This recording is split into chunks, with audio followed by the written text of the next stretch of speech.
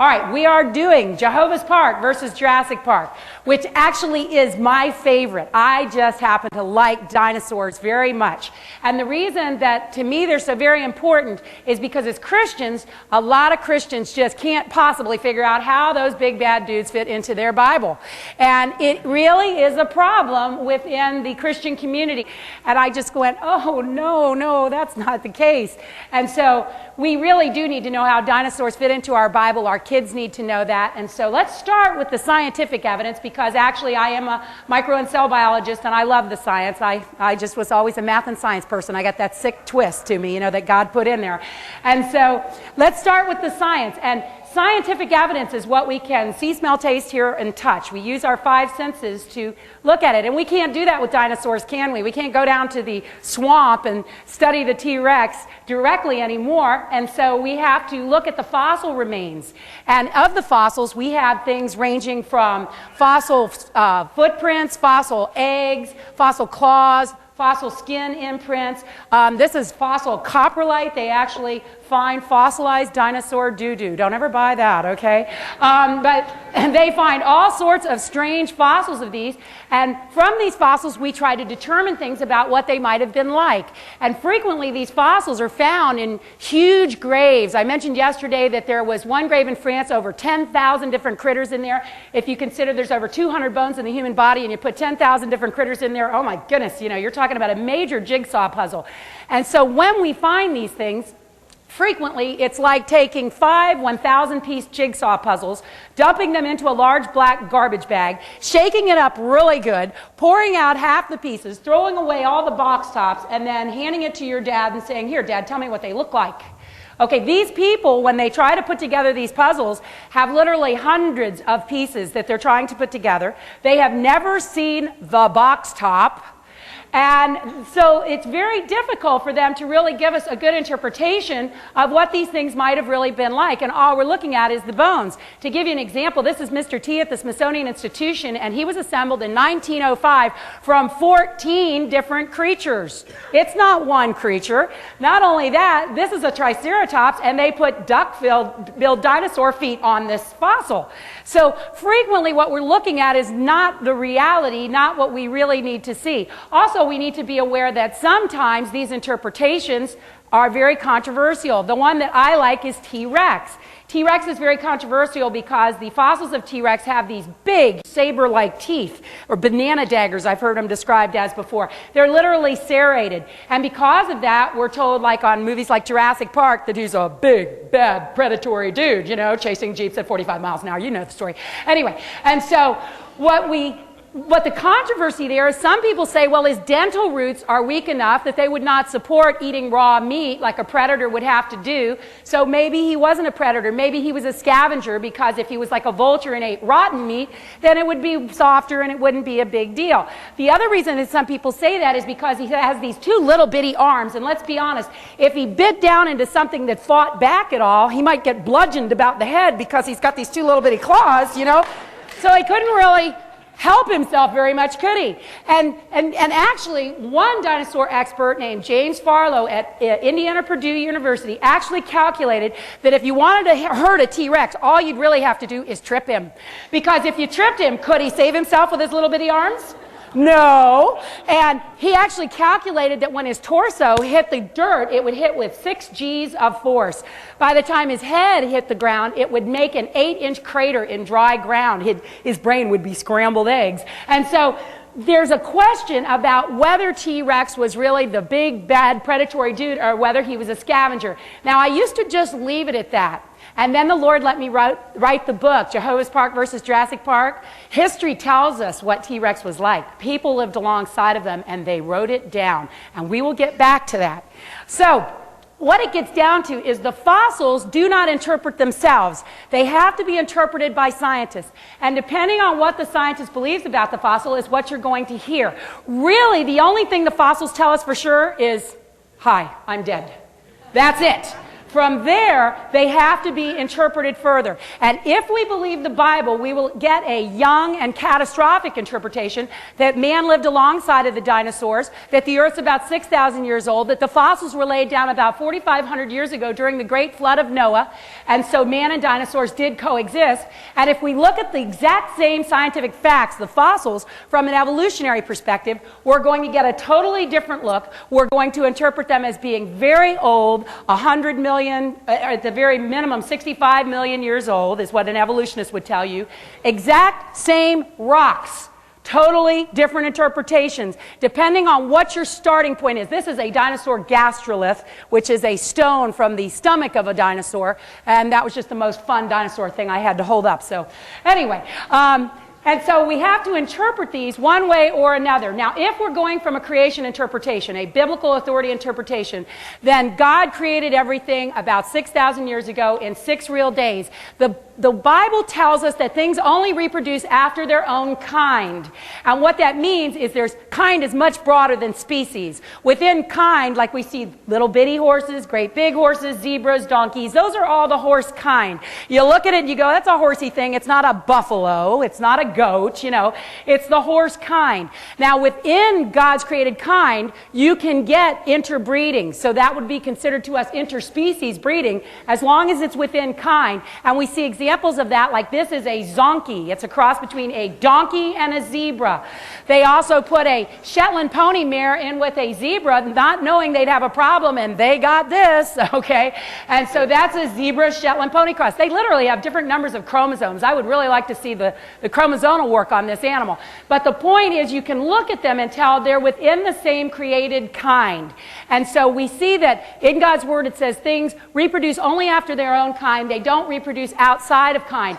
Now, if we look from an evolutionary perspective, we see the opposite. Evolutionists teach that things change kind, and not only do they change kind, but they're going uphill. See, as a creationist, we know that the whole creation is under the curse of death because of sin, and so everything is going downhill, not uphill. An evolutionist says, no, things change kind, and it's going uphill. This is a picture from the Smithsonian Institution showing you, see the lizard, see him jump, see him fly. This is change in kind evolution.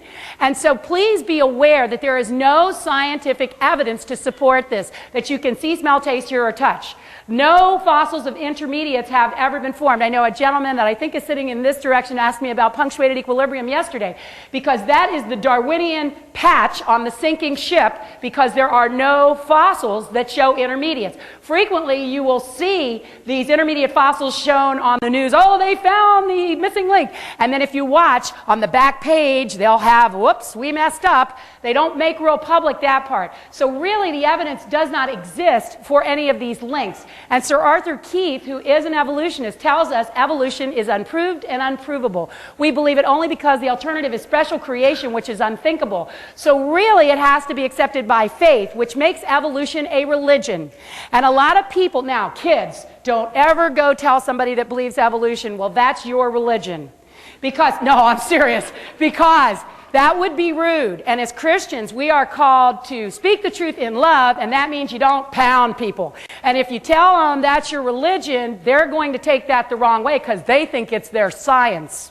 So if you're going to discuss this politely with someone, tell them that's your paradigm. I have a different one. All a paradigm is a scientific word for religion. Okay? Just so you know. But if you say that, they don't get offended because they go, okay, it's your paradigm. So, be sharp to that. But we need to realize that it is a belief system and it is based upon faith. All right, so what it gets down to is scientists interpret the fossils and the facts about dinosaurs depending on what their faith is. And people that say, I don't get my faith involved with my science, are fooling themselves. The difference between me and someone like that is I'm honest enough to tell you I'm an extremely prejudiced individual. My prejudice is that God's word is true, every word in it. And that's my prejudice. And so at least I'm aware that I'm prejudiced. See, that's the difference, okay? And so let's start by entering Jehovah's Park. Now, when we look at dinosaurs from a creation perspective, we need to realize that God created a perfect world about 6,000 years ago. And dinosaurs were actually created on the sixth day about 6,000 years ago. The winged and water critters were created on the fifth day. 6,000 years ago, and the land dragons were created on the sixth day, 6,000 years ago. And a dinosaur is actually not just any reptile. A dinosaur is a reptile that had a special, one of two special hip joints that allowed it to carry its body weight up over its legs like a cow or a horse, unlike an alligator or a lizard that has this splayed gait. Did you see the difference? And so that would be what a dinosaur would be, is a four-legged reptile that has this special hip. And some of these were very small. Some dinosaurs were only about chicken size, and some of them were very large. There were some very large dinosaurs that existed. We have evidence to that extent. So we got quite a variation there. Oh, and some people, when they ask, why would God have created the dinosaurs? Personally, I think the book of Job kind of lets us in on that. These dinosaurs were so that, like everything else in God's creation, so that man would look at it and give God the glory. And let's be honest, if this big dude walked by you all fleshed out, okay, think of how heavy he'd be, and the ground would shake as he walked by, and he didn't manage to step on you or hit you with his tail, you might stop and say, praise the Lord, right? I mean, seriously. And so these things would definitely call us to give God the glory. Now, when we look at the Jehovah's Park picture, originally T-Rex, Triceratops, everybody were vegetarians. There was no death of anything with the breath of life in it. And so everything was originally created to be a vegetarian. And so the dinosaurs, too, were in that situation. Now, things got bad after Adam and Eve sinned because all creation went under the curse of death. And they got so bad that there was a great flood, the first judgment. Now, the kids are the ones that are honest enough to ask the really good questions. And the kids will always go, how'd they get those really big things on the ark anyway?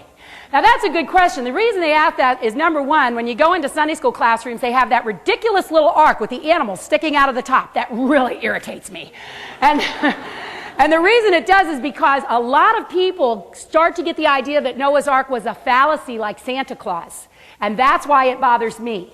And so people come out of our Sunday school classrooms thinking, well, that didn't really happen because there's no way those animals were hanging off that ark. Well, no, that didn't really happen. But Noah and the ark did really happen. And so we need to realize that the ark was large enough for all the critters that had to get on board. The ark was measured by a cubit, and it was what we would go 45 feet by 75 feet by 450 feet long if Noah was my size. That's 1.5 million cubic feet of space. You could fit 522 standard-sized railroad boxcars in the ark. The ark was large enough. Now, if Noah was taller than me, let's say he was Shaq size or Michael Jordan size, his cubit would have been bigger. It could have been the size of a mall. And so the ark was large enough. We also have to realize that they didn't have to take the water critters. All they had to take were the land critters, the ones that could not survive in the water for the 5 months to a year that they had to dog paddle. And so it was only the land critters. And they didn't have to take Chihuahuas, St. Bernards, wolves, coyotes, jackals. They only had to take a representative of the dog kind. And then we would see all these variations today from those representatives that were taken on the ark. So there was plenty of room for the animals in the ark, but some of you are still thinking, but man, that one was just really, really big. Well, we have to remember that they started as baby dinosaurs. They didn't start as really big dinosaurs. And so personally, I think they probably took teenage dinosaurs on the ark. They'd have been just the right size. They'd have been very strong because they had to be, because it was a very tough environment right after the flood. They would have a longer reproductive life on the other side of the flood, which, let's be honest, that's why they were on the boat. And personally, I think they were teenage dinosaurs because teenagers hibernate better than any other age group, and they'd have been less work, right? Yeah, I've got two, I know, you know. So, teenage dinosaurs on the ark. It would have been perfect. Now, when God started the flood, we believe that he used comets. Now, God could have done it any way he chose to, but we see scientific evidence to the extent that it looks like God used comets to open the great fountains of the deep. That is when the one large landmass we believe existed broke into the 7 continents of today, and they were moved catastrophically apart, not over long, slow periods of time like this picture says, but literally at 10 feet per second, catastrophically apart, and that caused catastrophic erosion, laying down sidewalk layers called rock strata, because as it eroded away the pre-flood world, it literally broke it into little pieces and carried it off kind of like cement, and it laid it down. Now, I don't know about you, but I used to wonder, why did dinosaurs leave their footprints in the rocks, but when I go to the beach and walk down the beach, the next wave washes it away? So like, what's the scoop on the dinosaurs? Well, this is why. Because during the flood, it was like a wet sidewalk layer. So when the dinosaur walked across there, it was like him walking across a wet sidewalk. And then the next sidewalk layer was laid right on top of it. So when we dig down, there we go. We have dinosaur footprints in the sidewalk layer. Kids, do not go home and try this and say it's a scientific experiment. Okay? Well, that's not a good thing. You don't walk in wet sidewalks. People get very excited. But that was what happened. Yes, they get excited. That was what happened, and that's why we see these fossil footprints that we do in the fossil record. Also, when things got buried very quickly, like they do in the flood, they are fossilized. If your pet frog died and you put him outside, would he turn into a rock? No. Like tomorrow, he'd be a red ant pile. 3 days from now, he would smell so bad that your dog would go roll at him and think he had Ode to Dogga on, if your dogs are anything like mine, right? He would not turn into a rock. And the evolutionists, with this long, slow idea, want us to think that these things just kind of moseyed down, fell down, and somehow got buried and turned into a rock without rotting. Hello? They've never been to Florida, have they?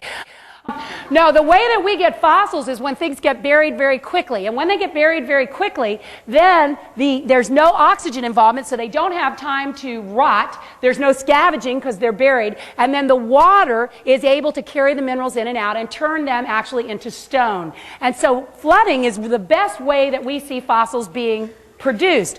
And as these fossils were produced, once again, if it was long and slow like the evolutionists tell us, that we shouldn't see any fossils that are of catastrophic origin, laid down very quickly. And yet we see this is fossil dinosaur skin. This is a hadrosaur skin. Skin is soft tissue. You shouldn't see fossilized soft tissue unless it was buried very catastrophically. That is not the only case. They have a place over in northeast China that they call Paleo Pompeii, because they say everything was buried so quickly that they can literally see the dinosaur's egg in its oviduct. They can see the dinosaur's last meal of a mammal in its gut. And then there's a place in Italy where they have found a 9-inch theropod, which is an upright walking dinosaur, that is so well preserved they can see his muscles, his windpipe, and the liver still has a brownish purple color to it. So these things were obviously buried very catastrophically. And this is a picture of a poor mama ichthyosaur, which is a marine reptile. She was buried so catastrophically. She was in the process of giving birth. And if you look closely, this is her baby, and the beak of the baby, the bill, is still in the birth canal. So obviously she was buried very quickly. She didn't even have time to finish giving birth. So we see a lot of evidence to the extent that these things were buried very rapidly. At the end of the flood, how God got the waters off the earth was by dropping the valleys and raising the mountains. And so literally the mountains were upwarped at the second half of the flood, and the ocean floors dropped. And in the process of that, we see these bent rock stratas going up and down in different directions than what we would think if they were laid sideways. That would explain why we find in 1976 in a diatomaceous earth mine, they found an 85-foot baleen whale fossil on its tail. And yet, there's no scavenging marks on this fossil, and that confuses the evolutionists, because how could it possibly have been buried so quickly that you wouldn't see the scavenging marks? Even across the girth of this animal, it's 25 feet in girth, and yet there are no scavenging marks on the parts of the fossil that they've been able to look at, which means it was buried very rapidly. I personally think it laid down on its back when it died and was buried, and then when God pushed the mountains up, voila, you have a whale on its tail, okay? So that would explain this. It would also explain why this man is in South America, and he's pointing at 3 sets of dinosaur footprints on the side of a mountain. Now, that used to have been a problem for most of you probably to figure out, how did that get there anyway? But after what I've just told you, you should be able to go, okay, when the dinosaur walked across there, it was like a wet sidewalk. And then at the end of the flood, God pushed the mountains up, and you have dinosaur footprints on the side of a mountain. So it really isn't that hard once you know how these things fit together from a scriptural perspective. At the end of the flood, when they exited the ark, which was about a year after they got on, it was not 40 days and 40 nights and all this happened. It rained for 40 days and 40 nights. The floodwaters prevailed for 150 days, and poor Mrs. Noah was stuck on the ark with her in-laws for over a year, but we won't go there. Anyway, and so they entered the Ice Age. And the Ice Age was a time, it took 700 years. It was a time when, today we think of the glaciers being at the North and the South Pole. Well, the Ice Age was a time when if you have gone to the North Pole, there would have been no ice there. You could have gone on a fishing trip. If you'd have gone to the north coast of Alaska, there would have been big herds of elephants, and it would have been fairly warm. But if you went to St. Louis or northern Germany, it would have looked like the North Pole. So the Ice Age was a time when the glaciers were in different places than where they are today. They were inland in the upper latitudes. The water was warm, the air was cold from the Great Flood. When God opened the fountains of the deep, it caused warm water to go in the Earth's oceans. It made the Earth's air cool because of all the volcanic activity, and that's what set up this change in weather pattern that set up the Ice Age. Now, this is important to our picture because we need to realize that when you have a warm ocean, and we all know as Floridians that causes hurricanes, doesn't it? Well, when you have these warm oceans, you would have snow in these regions, but you would have a lot of rain in these regions that are closer to the equator, which means, some of you probably had the blessing to have been in Israel, and they'll tell you in Israel 10,000 years ago this was lush and tropical here. Well, they're right, only it wasn't 10,000 years ago, it was about 4,000 years ago. They have the exact same evidence we do, they just interpret it as being longer away, that's all. And they don't have any scientific explanation for why there was ever even one ice age, we do. It's so nice to be on the winning team.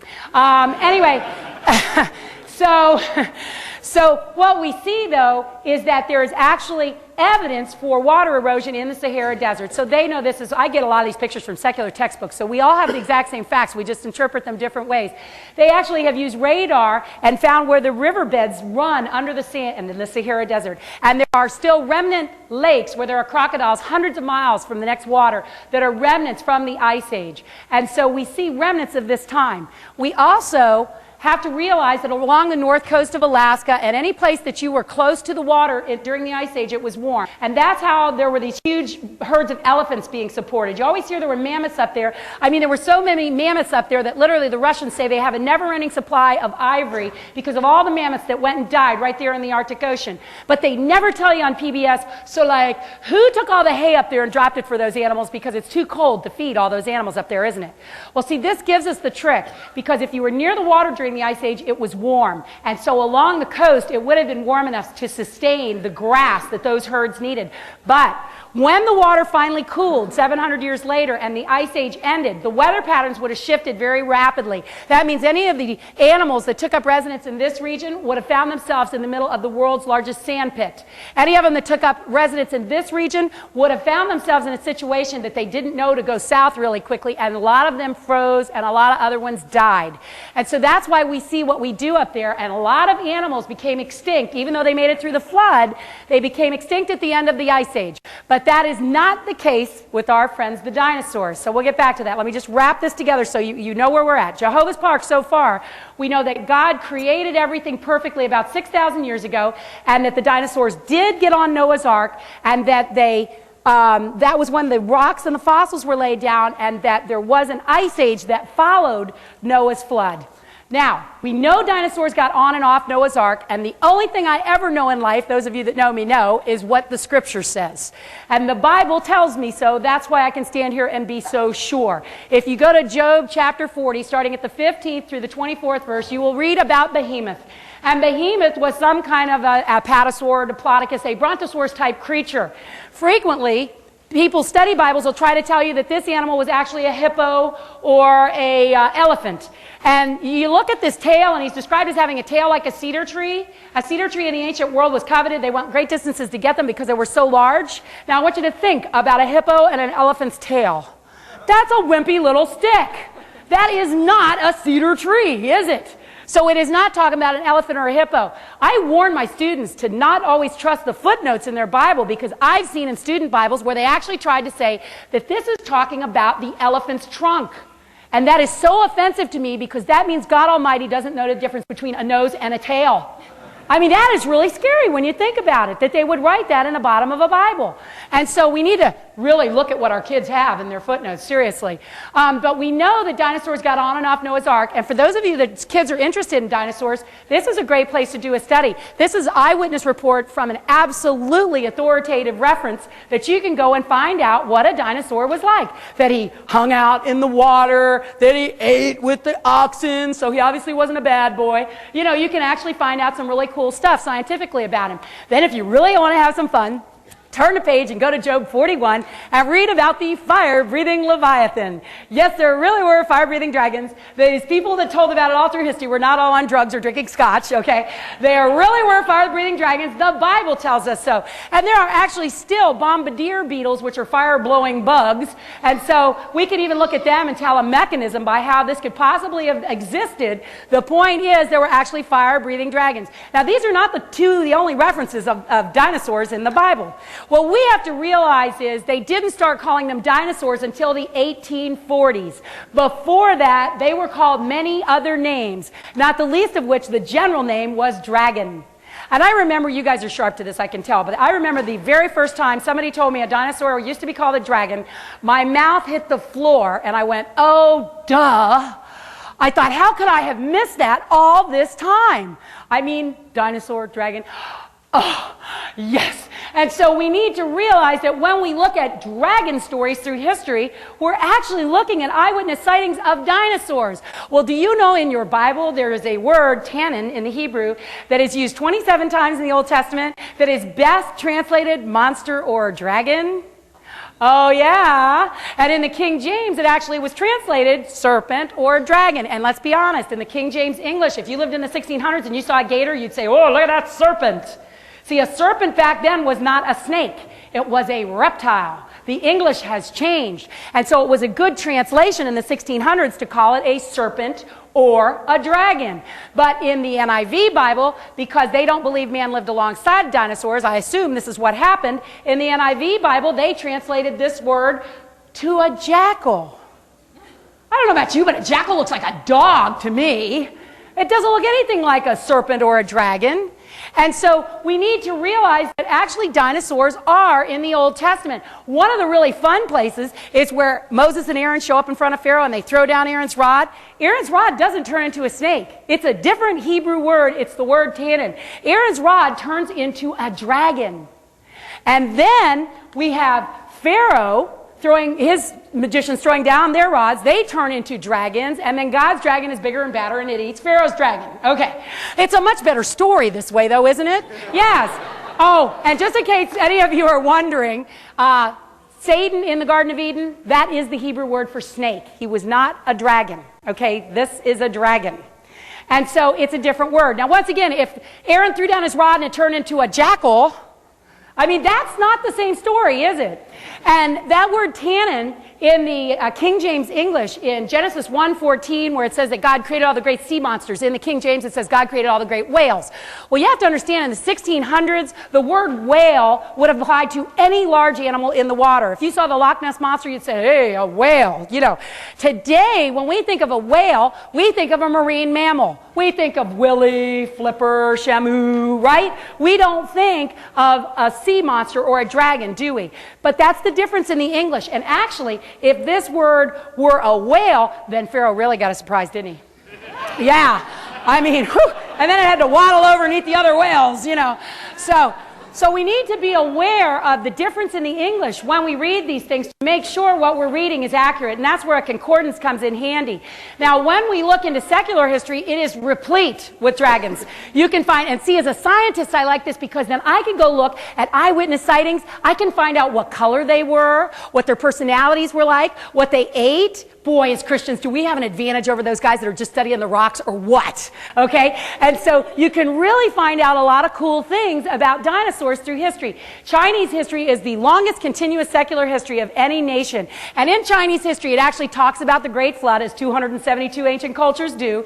And in their history, they talk about one family after the Great Flood that actually bred dragons to sell them to the emperor because the emperor used them to pull his chariot in parades. The emperor records that he had a royal dragon feeder, and it was a coveted position within the court. The emperors of China kept purple dragons in the court, in their yard, in other words, kids, in case you don't know what court is, in their yard.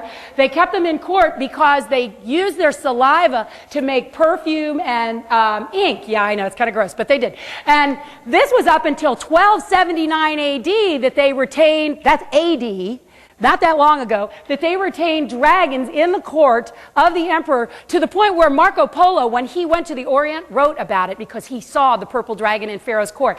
And how they got the dragon to salivate when they needed the saliva to do this was their history actually records this, that the dragon's favorite food was roasted sparrows, so they would wave roasted sparrows under the dragon's nose and the dragon would drool. Ha, cool, right? So, see, history can be fun.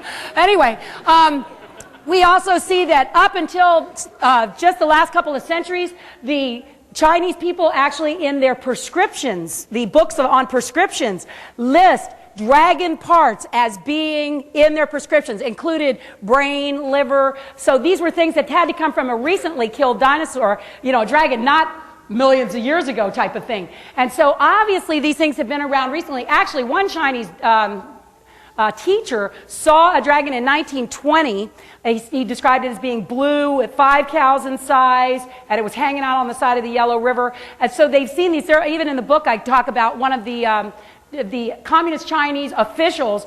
A water dragon ate his cow, and he got all upset. And, the dragon ate my cow, and it was the people's cow, And so those kind of things, yeah. And if a communist tells us, well, we got to, woo. And if you look at the Chinese English dictionary and you look up the word dragon, the third definition actually says huge extinct reptile, dinosaur. You have to remember, too, they have their 12 lunar symbols, right? And all 11 that we see still exist. They're animals that exist today, and then the 12th one is the dragon. Well, that was not a mythical beast. These were 12 animals that were alive at the time that they set that up, and one of them is just now extinct, or extremely rare at least. And so that's why we need to keep that in mind. If you go back to the time of Gilgamesh, he talks about Uruk killing a dragon. If you go to the time of Alexander the Great in 300 BC, he talks about when they took over India, they still had huge dragons in India that the people still worshipped there. And so we see these things mentioned throughout history. This is an actual engraving from the Middle Ages of a lindworm, and that was a bipedal dinosaur or dragon. It was a flightless dragon. Bipedal meaning he walks upright on 2 legs. Notice they don't draw him front legs. Personally, I think they didn't draw him front legs because everybody was running so fast in the other direction they never saw the little legs up top, okay? But actually, Marco Polo reports having seen a lindworm coming back from the Orient when he was crossing the Great Plains of Asia. The city of Krakow is named for Cracus because in 700 AD he killed a large dragon there, and that's why they named the city after him. The people were so happy to get rid of the dragon, they were like, sure, we'll name it after you, that's fine. This is actually, several of these that look like this are going to be actual engravings and woodcuts from books in the 1500s showing dragons' interactions with man. This is not a good one. But I don't have a picture of Beowulf, but I want to tell you very quickly about Beowulf. Beowulf, you're familiar, is a poem, and when we study it in the public school, they try to tell us that Beowulf is full of trolls and demons and stuff. There's not a troll in the entire book. The book is full of descriptions of extinct animals, dragons, and flying reptiles. It's talking about things that today's people don't want to accept that man lived alongside. Because please be aware, all of this evidence throws evolution into a tizzy. Because if man and dinosaur lived alongside each other, evolution's not true. So this is why they can't accept all this information that I'm giving you. And I think this information is so fun. It's such a shame that it's being censored from us. But Beowulf actually he was a king of the Gettings tribe in southern Sweden. It's what today is southern Sweden. And this dude liked to kill dragons. He just got popular that way. And this is where I'm going to tell you about T-Rex. In Beowulf, there is an animal known as Grendel. Grendel, and my girlfriend who's Celtic says it's Grendel. I don't say it correctly, okay? She says you have to growl it out. Grendel, actually, the root word comes from the word howl, bellow, or growl, okay? And this word kind of gives you a feel for what this animal might have been like because it came down into the Middle English meaning angry. The other names for Grendel in it are God's adversary, the devil, Cain's own brother, evildoer. Kind of gives you a picture of him. Now, why I know this is a T-Rex, Grendel is a T-Rex, listen to the description. He walks upright like a man with a tail, very large jaws, and this part gives him away, 2 little claws for forearms. That's a T-Rex, isn't it? That's the only thing that could be. And we can find out what they were like because, get this, He used to munch Danish warriors regularly, to the extent where one night it was known that he killed 30 Danish warriors, and so Beowulf came to help them, because he was not from that area. He came to help them, and how he killed the T-Rex was, or the Grendel, was that he got up under its jaws, close to its torso, and he wrenched the animal's claw. In other words, he gave it a compound fracture, and in the process of doing that, the animal went back to his lair and bled to death. It died. Now, that's really cool, because then he got to be a hero, you know, and everybody loved him, and actually he did a lot of other cool stuff. But you know what's interesting? I found an ancient Babylonian seal that shows this was not his idea. There is an ancient Babylonian seal with a guy whacking off the arm of a theropod. And so this was obviously a well-known thing within dragon slayers, right? Also, I'm just going to use this picture for Beowulf again. Beowulf went on to clear the sea lanes between Denmark and Sweden of water dragons, which were a problem for the people then, and the people liked to come out and hang out and look at them because there was no TV, video games, you know, so it was interesting. And then he used to kill a lot of flying reptiles, pterosaurs, and when he was 88 years old, he got wounded in the process of killing a pterosaur, and he died from those wounds. Now, this was a tough old bird, you know, at 88, still doing his dragon slaying stuff. And so Beowulf died in the very late 500s AD.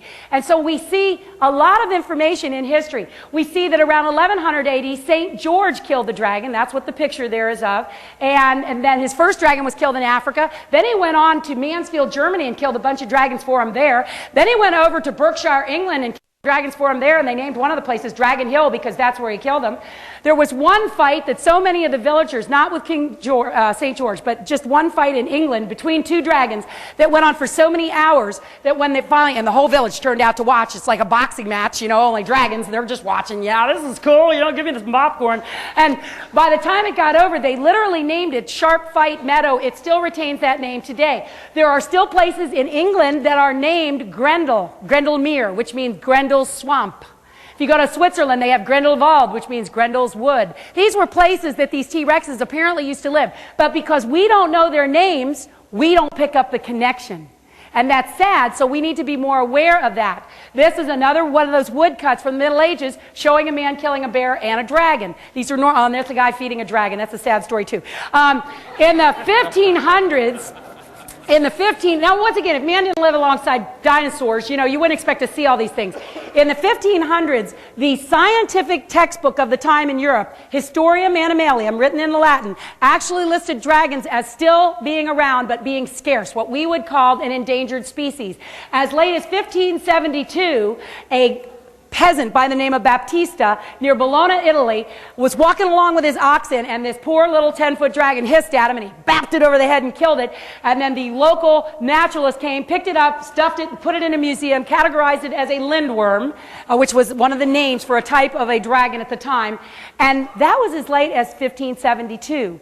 So we have to realize that these guys haven't been gone that long. We see a lot of pictures of heraldic dragons, and so these are actually, once again, not just people coming up with this on their own. There were actually different types of dragons. If you go to the 1828 Webster's Dictionary, I don't know how many of you have the privilege of owning that. It's a tremendous book. The original dictionary was full of Bible verses, etc. And I went and looked up a dragon in there, and the first listing says a mythical beast, da-da-da-da-da. And it's not number 2. It's a whole separate listing, dragon, and then it says, noun, a genus of animals, the Draco. They have 4 legs, a cylindrical tail, membranaceous wings, radiating like the fins of a flying fish. Present tense. They were around in 1828, still around enough that it is listed as an animal in the dictionary. They have not been gone for millions of years. In the mid-1800s, 1845, in Victoria, Australia, the Europeans that were taking over the country found this big fossil knee bone, and they asked the Aborigines, what does this belong to? And they all got excited and said, oh, that's a bunyip. And bunyip just means frightening monster. And so they asked him, one guy drew him a bunyip, and another guy came up and showed him his scars from a bunyip, and they told him that it had killed several of the people that they knew. Well, it's apparently some kind of an allosaur. Allosaur being different than a T-Rex because he's got bigger arms. Notice the arms are much bigger. They described it as being amphibious, having skin like a crocodile, laying eggs, standing upright. These things were seen in Australia up until the 1850s. They were actually being blamed for eating a lot, mauling the cattle, not just eating them, mauling the cattle and leaving them mutilated. And then the last guide that saw one was an Aborigines tracker, half Aborigines tracker in 1961, reportedly saw one that was 25 feet high, not just tracking him, he saw it. And so there are still apparently some of these in some places. They also describe in Australia an animal called colta, and colta was a brontosaurus type animal. They describe it perfectly. It's a big, long neck, long tail, huge body, four big legs. And they said colta used to live in the central portion of Australia until the forest dried up. The end of the Ice Age, when the weather patterns changed. And see, these are in their ancient things, but you can pick this up and explain what they're talking about when you know the biblical perspective of things. One missionary was told, stay away from that lake. If you go near that lake, the Yaru will get you. And this was the picture that the Aborigines drew for this missionary of the Yaru. The Yaru was known to eat at least one maiden. Notice they had a intimate knowledge of its intestinal tract. That tells me something right there, you know. When somebody wants to draw the intestinal tract of an animal, it's kind of weird. And so we see that these are just plesiosaurs. There are still plesiosaurs in places today. This is actually a Roman mosaic showing two elasmosaurs necking. Kids, don't look. And then when we get to the Loch Ness Monster, well, actually, there have been over 11,000 sightings of the Loch Ness Monster. The reason that it showed up all of a sudden, it hasn't, is what I'm trying to tell you. People have been reporting the Loch Ness Monster for hundreds of years. It's just when they finally built a road along Loch Ness in this last century, that's when they got all these reports, because outside people were starting to see the Loch Ness Monster. And it's not one critter, guys. This is a family of plesiosaurs that live in there. And it's not just Loch Ness. They are all over the place in Britain. We have one here in Lake Champlain named Champ in Vermont. That's a picture of the statue for the Lake Erie monster. If you go over to British Columbia, they have Ogopogo. There have been over 200 sightings in the last 10 years of Ogopogo. When I spoke in Alaska, they go, oh yeah, we have the Lake Iliamna monster. You go over to Japan, they have Izzy. These are just a group of plesiosaurs that live all over the place still. Thank you, Jesus. They love cold, deep water. So we don't have to worry. But the point is that they're still around in places today. When we look once again at man's art, we see pictures of dinosaurs. This is a Brontosaurus type creature. We see a theropod. That's obviously an allosaur because he has big arms, not the two little claws, so he's an allosaur. We see pterosaurs. We see some kind of a ceratopsian, maybe a triceratops. These were Incan art and some pre-Incan art. There's all sorts of these. There's actually statues that look like these. Obviously, man lived alongside the dinosaurs. These two actually show a triceratops and a Spinosaurus. Those of you that saw the Jurassic Park where the Spinosaurus ate the satellite phone, that's him, okay, there he is. He's got the spines going down his back. And so if these people, and these have been shown to be genuine ancient stones, these people obviously had to live alongside of them. There's a pterosaur. Now, whatever Indian drew this one, he had a real thing going on because he wanted to ride the pterosaur, okay? And this is a petroglyph of a pterosaur here.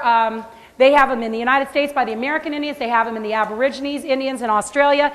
These guys were called Thunderbirds by the Sioux Indians. That's where the name of the car came from. They were not nice. If you listen to the Indian stories, they munched people. They were not nice. And so that's why they have actual stories in their legends about having to go, and they got him in his cave and burned him to, burned at the front of the cave to smoke him to death because he kept munching people. And so some of these guys were not very nice, and we can get that from the information that we have. In 1856, they were building a railroad tunnel in France. They blew a hole in the side of a mountain, pulled out a live pteranodon. He had black, oily wings. He had an almost 10-foot wingspan. He was alive when they pulled him out. He shook his wings. He croaked, and then he croaked. He probably lived in a cave and got hit by rocks when they blew a hole in the side of the mountain. But the point is, they haven't been gone that long. A matter of fact, up until the early 1900s, they've been reported in Wales. And they're very interesting sightings because they describe them. Now, I'm a Floridian. They describe them as having black skin that shines all the colors of a rainbow. Sounds like a skink or an indigo snake, doesn't it? And so we can get an idea of what some of them look like. They were killed off because they were said to be worse than the foxes in the hen house. They would eat all their chickens and their eggs. And also, Martin Luther talks about the tongues of Pentecost looking like the tails of flying serpents. See, we have all these historic references of these things, and yet we don't know anything about them because they don't fit the popular view. Actually, in the 1880s, when the Pony Express riders did the western United States, they reportedly killed a pteranodon, cut off his clawed wingtip, carried it into Flagstaff. The whole town turned out to see it. They have not been gone that long. Now, a bit of, I'm almost done, guys, just bear with me. A bit of primary research that I found while I was doing this, dinosaurs didn't like elephants. How about that? 3 ancient references to it. The Ethiopian word for dragon was elephant killer. So that tells me they didn't get along. Second place I saw it was Pliny the Elder, who was he wrote a 37-volume natural history, says in his book, Africa produces elephants, but it is India that produces the largest, as well as the dragon, which is perpetually at war with the elephants. Second reference I found, and I went, ooh, look at this. Third one, Neanderthal cave in Bernafal Cave, France. You've got a cave cutting here of a dinosaur headbutting a mammoth. Ooh, 3 ancient references that dinosaurs and elephants didn't get along. So we see something else about their personality. We also, this is a cave drawing of a mammoth, and we're frequently told, see the hump is up at the front, we're frequently told that mammoths actually are extinct. Wrong. There is a picture of a mammoth in Tibet. Notice that's a Columbian mammoth. The bump is forward on his head, not like a regular elephant. So mammoths are not all gone. They are still hiding in certain places. Now, the reason I tell you that is because there are probably still dinosaurs in certain places. They're not going to live here. They would be roadkill. But there are places in Africa, a particular place called the Congolese rainforest in the Likawala swamp, where they have Mokele Momembe. Mokele Momembe is a brontosaurus-type group of dinosaurs that live there. It's in a swamp the size of the state of Alabama. It's a large swamp. The University of Chicago has spent over $250,000 sending Roy Mackle over there to look for this dude because there's so much evidence that he exists. The people there describe what color he is. He's reddish-brown. The hippos hate him, so they move out when Mokele Momembe moves in. See, once again, you got that adversarial thing going on. They describe what his footprints look like, everything. Matter of fact, when the people down there were showed pictures of animals, they showed them a bear. They go, no, we don't have that. They showed them a giraffe. They said, no, that lives up north of here. They showed them the brontosaurus type animal. They go, Mokele Momembe, and they just kind of waited like, go on. You know, and they went, okay. So they showed him a triceratops, no, no, no. And they showed him a few others, no, no, no. They got to a pterodactyl. They go, that's a bat. Yeah, we got those. That's a bat. And so they actually still have some of those down there too. The last dinosaur sighting was actually in December of 1999 in Papua New Guinea. There were 4 people that saw it at 2 separate times. They described it, now get this and see if you kids can figure out what you think it is. They described it as being the size of a dump truck. Okay? It had a long tail. It had a shorter neck. Its head was the shape of a cow with teeth about the size of your fingers, big sharp teeth. He had skin like a crocodile. His back legs they described as being like the trunks of a coconut palm tree. His front legs were smaller, and then he had the skin with rectangular scoops going down his back. Sounds like a stegosaurus, doesn't it? They might actually still have a stegosaurus in Papua New Guinea. Pretty weird, huh? And there were 4 different people that saw it. Now, let's finish this off with going back and looking at Jurassic Park. The evolutionists tell us that dinosaurs ruled the earth about 100 million years ago. And they say about 65 million years ago, they died out. And some of them say maybe there was a meteorite or an asteroid or a comet that hit planet Earth because of what they see in the fossil record. And they say, obviously, it threw up a big wave and it drowned everything in its path. And that caused an ice age to form. Does this sound familiar at all? It should. In other words, when the secular scientists look at the rocks and the fossils, they see where God opened the fountains of the deep. They see the animals that were drowned in the Great Flood, and they see the post-flood ice age. They see it all right there. They just misinterpret when it happened. Now, as Christians, it's our responsibility to look at them and say, hey, especially our pre-Christian loved ones, right, that are in this boat. And we look at them and we go, hey, you know what? I believe all that too, but let me tell you how I think it happened. I believe that God made this perfect world, and when man sinned, everything got bad, and it got so bad that when you see that thing hitting us, that was the Great Flood. And you know, 272 cultures remember the Great Flood, wiped out everybody except for the 8 people that trusted God and got on the ark. And you know what? That's not the only judgment. That's the first judgment. Then you tell them the next judgment is going to be by fire. And God provides an ark again. Only this time, the ark's name is Jesus. And that way, dinosaurs, instead of being an intimidation to Christians, they become the missionary lizards God meant for them to be. Ah, okay. And let's be honest, that's what everything in life's about, is sharing Jesus, right? And so we need to be able to share Jesus with these dinosaurs, and we can if we just know how they fit in. In Turkmenistan, they found 3,000 dinosaur footprints with human footprints, and this is reported as proof that spacemen ran around on the beach with the dinosaurs.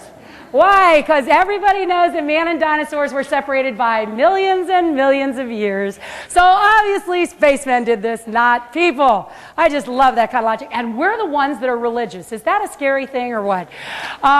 In 1990, in Jack Horner's lab at Montana State University, they had a very well-preserved long bone from a T-Rex. They looked under the microscope and found T-Rex red blood cells. This is a micrograph of T-Rex red blood cells. Well, they have been trying to prove since 1990 that these are not T-Rex red blood cells, and every test comes back showing that they apparently are. And you should ask yourself, why would they want to prove that they are not T-Rex red blood cells? Because if they're still there, that fossil is not 65 million years old. And so that's why nobody hears about it. Isn't that sad? And so I personally think somebody's praying for somebody in that lab, and God's going, hello, you know, pay attention, I'm here. It's the most important thing I can tell you, God's word is true. Every word in it. And so thank you very much.